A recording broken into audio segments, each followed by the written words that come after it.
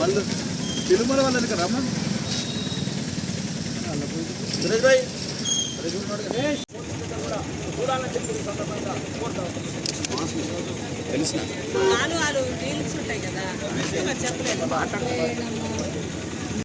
నేను మయూర్ మాట్లాడుతున్నాను.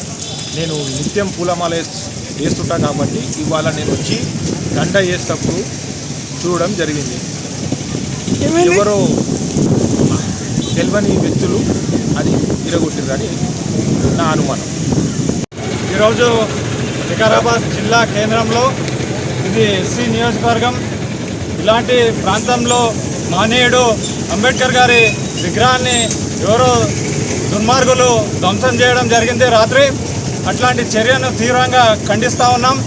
ఈ జిల్లా హెడ్ క్వార్టర్ కాబట్టి పోలీసుల నిఘా ఈ విగ్రహాలపైన గతంలో మొన్ననే హనుమంతుని విగ్రహం పైన దాడి చేయడం జరిగింది. ఇట్లాంటి చర్యలు జరగకుండా పోలీసు వారు ప్రత్యేక నిఘా పెట్టాలి. ఈ గతం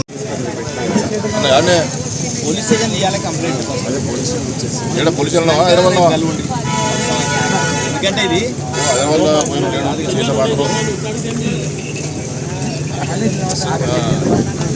సరే ఏం లేదు కానీ ఇప్పుడు ఇక్కడ అంబేద్కర్ చేయబట్టి ఎవరో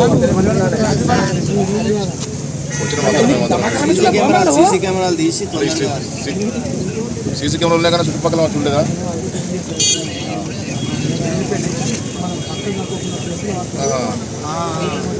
సరే సరే మనం పట్టుకొని తిని కఠినంగా వివరించాలి చూడు.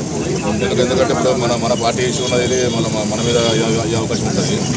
గవర్నమెంట్ మనది ఉన్నది కాబట్టి ఇప్పుడు ఏమవుతుంది, మరి వీళ్ళ గవర్నమెంట్లో ఎవరు చేసినా కూడా పట్టించుకోలేరు అనేది మన ఒక అపవాదం వస్తుంది.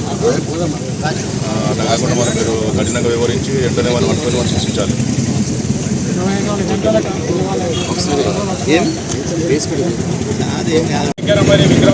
అంబేద్కర్ గారి విగ్రహాన్ని చెయ్యి మరి విరగొడం జరిగింది. అసలు మరి అది దురదృష్టకరము. అది మరి ఎవరు చేయించిండ్రు ఏంది మరి ఎవరు చేసిండ్రు అనేది మరి ఇంతవరకు తెలియలేదు. ఒక్కసారి అంబేద్కర్ గారు ఒక దళితవాడే కాదు, అన్ని వర్గాలకు చెందినవాడు.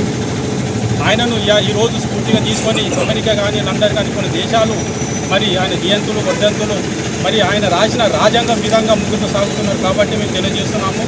ఈరోజు వికారాబాద్ అంటే మరి ఒక కూలు ప్రదేశం, కూలైన వాతావరణం. మేము అందరము అన్ని కులాల వారు అన్నదమ్ములుగా కలిసిమెలిసి ఉంటాము.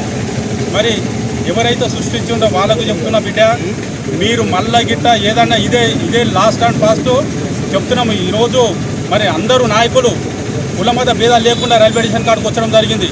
నువ్వు తెలియక చేసిన ఏ క్యాస్ట్ కానీ ఎవరు చేయించినా కానీ వాళ్ళని విడిచిపెట్టే ప్రసక్తే లేదు.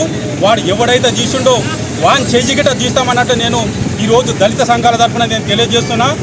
మేము ఎట్లా ఉన్నామంటే అందరినీ ఏ జయంతి కానీ అందరినీ పిలుచుకొని అందరం ఆనందంగా మేము జరుపుకుంటున్నాం. కాబట్టి నువ్వు ఏదో ఒకటి నువ్వు చేసి వికారాబాద్ లోపల హల్చల్ చేయాలని చూసినావు, నేను విడిచి పెట్టడమే లేదన్నట్టు నేను ఈ సందర్భంగా తెలియజేస్తున్నాను. ఈరోజు మన వికారాబాద్ రైల్వే స్టేషన్ దగ్గర ఉన్నటువంటి డాక్టర్ బాబాసాహెబ్ అంబేద్కర్ విగ్రహం యొక్క చేతిని ఎవరో దుండగులు విరగొట్టడం జరిగింది. ఆ విషయంలో మేము దళిత సంఘాల తరపు నుంచి కూడా కంప్లైంట్ ఇవ్వడం జరిగింది. ఆ చేయరగొట్టినటువంటి ఎవరు ఏ కులము మతం ఎవరైనా సరే వాళ్ళని ఖచ్చితంగా శిక్షించే విధంగా సిఐకి ఇప్పుడు కంప్లైంట్ కూడా ఇవ్వడం జరుగుతుంది. అదేవిధంగా ఎస్పీ డిఎస్పీ గారికి కూడా కంప్లైంట్ ఇచ్చేసి వారిని ఏ కులం వారైనా ఎవరైనా కానీ వాళ్ళను ఉద్దేశపూర్వకంగా ఎరగొట్టడం జరిగింది కాబట్టి వారిని చట్టరీత్యా చర్య తీసుకొని అట్రాసిటీ కూడా కేసు పెట్టి వాళ్ళను కఠినంగా శిక్షించాలి. ఇటువంటి దుశ్చర్యలు చేయకుండా ఉండడానికి వాళ్ళ గుణపాఠం చేసే విధంగా చేయాలి. భారతదేశంలో డాక్టర్ బిఆర్ అంబేద్కర్ యొక్క రాజ్యాంగాన్ని ఉద్దేశించి ఈరోజు మన భారతదేశం పరిపాలనా విధానం జరుగుతుంది. అటువంటి యొక్క పెద్ద మనిషి యొక్క అంటే ప్రపంచ విజ్ఞాని అతని యొక్క విగ్రహం యొక్క పడగొట్టడం అనేది చాలా బాధాకరం.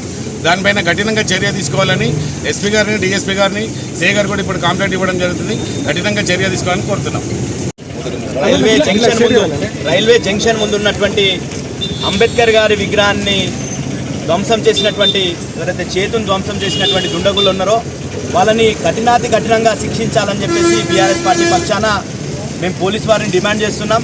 ఎందుకంటే ఇది మా పూర్వీకులు పెద్దలు అంబేద్కర్ గారు ఉండాలి ఇక్కడ.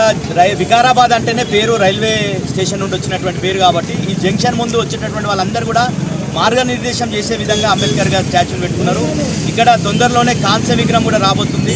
ఇంతలోనే ఇట్లాంటి పరిస్థితి, ఎందుకంటే ఈరోజు అంబేద్కర్ గారిని ఎంత దేశ ప్రజలు ఎంత గౌరవిస్తారు, గుర్తిస్తారు. ఆయన మొత్తం కూడా ప్రపంచ మేధావిగా గుర్తింపు పొందినటువంటి అంబేద్కర్ గారిని ఆ స్టాచ్యూని ధ్వంసం చేయడం అంటే చాలా ఘోరం. ఇది వికారాబాద్ జిల్లా కేంద్రంలో జరగడం, అది కూడా రాత్రి జరిగినట్టుంది. ఇప్పటివరకే సీసీ కెమెరాలు కూడా స్పష్టంగా ఉన్నాయి. ఇప్పటివరకే ఎవరు చేసింది అనేది పోలీసు వాళ్ళు బయట పెట్టేది ఉండే. పోలీసు వాళ్ళు కూడా గంటన్నర కింద ఇక్కడ సిఐ గారు డిఎస్పీ గారు వచ్చి కూడా పోయిందని చెప్తున్నారు. దళిత సంఘాలు అందరూ కూడా కోరడం జరిగింది.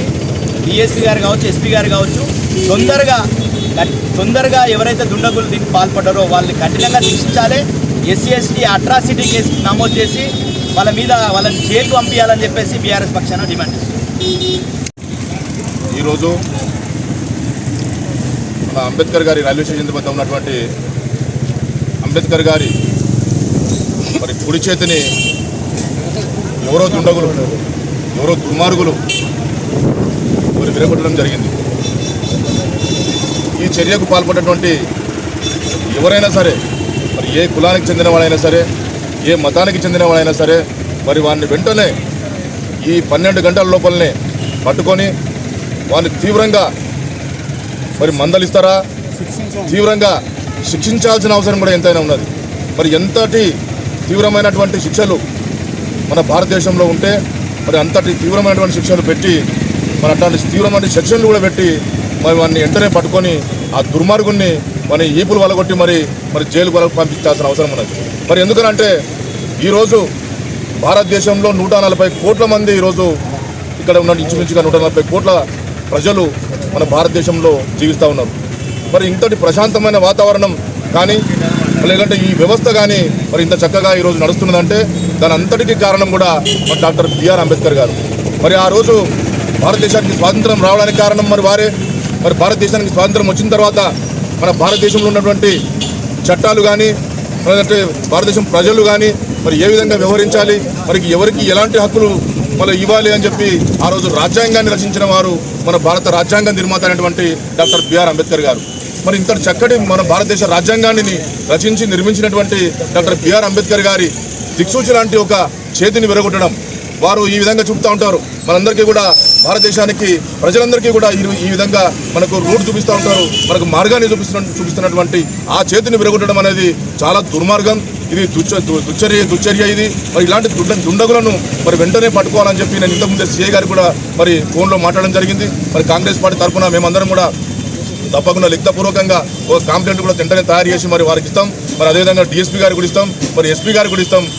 మీరు వాళ్ళని కూడా తప్పకుండా మా గవర్నమెంట్ కాంగ్రెస్ పార్టీ ఉన్నది కాబట్టి తప్పకుండా వాళ్ళు వెంటనే ప్రెషర్ పెట్టి మరి 12 గంటల లోపలనే మరి ఈ దుర్మార్గులను పట్టుకొని పెద్ద ఎత్తున వారిని శిక్షించి వారికి జైలుకు పంపి మళ్ళొకసారి ఇట్లాంటి దుర్మార్గమైనటువంటి పనిని చేయకుండా వివరిస్తామని చెప్పి మరి ప్రజలందరికీ కూడా నేను మాట ఇస్తూ ఉన్నాను ఈ సందర్భంగా. మరి అదేవిధంగా ఎవరైనా సరే మరి ఇట్లాంటి దుర్మార్గమైన చర్యను చేయడం చాలా దుర్మార్గం. మరి ఇట్లాంటి చర్యను కాంగ్రెస్ పార్టీ తీవ్రంగా ఖండిస్తూ ఉన్నదని చెప్పి ఈ సందర్భంగా తెలియజేస్తా ఉన్నాను. Thank you. ఆయన